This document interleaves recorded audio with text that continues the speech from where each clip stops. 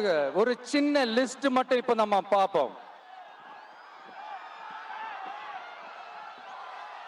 ஒவ்வொரு ஒன்றியத்திலும் தானிய சேமிப்பு கிடங்குகள் அமைக்கப்படும். இவை உலர் களங்களுடன் கூடிய கொள்முதல் நிலையங்களுடன் இணைக்கப்படும். வாக்குறுதி நம்பர் 50.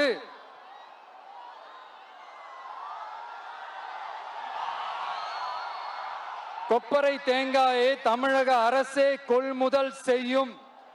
அதிலிருந்து தேங்காய் எண்ணெயை உற்பத்தி செய்து நியாய விலை கடைகள் மூலம் விற்பனை செய்ய நடவடிக்கை எடுக்கப்படும். வாக்குறுதி நம்பர் 66.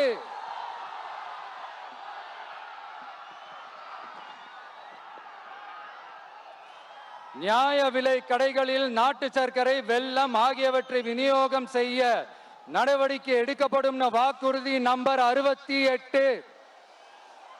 அரசு ஊழியர்கள் மற்றும் ஆசிரியர்களுக்கு மட்டும் இல்ல, போக்குவரத்து ஊழியர்களுக்கும் பழைய ஓய்வூதிய திட்டம் செயல்படுத்தப்படும். வாக்குறுதி நம்பர் 152. இதெல்லாம் சொன்னாங்களே, செஞ்சாங்களா?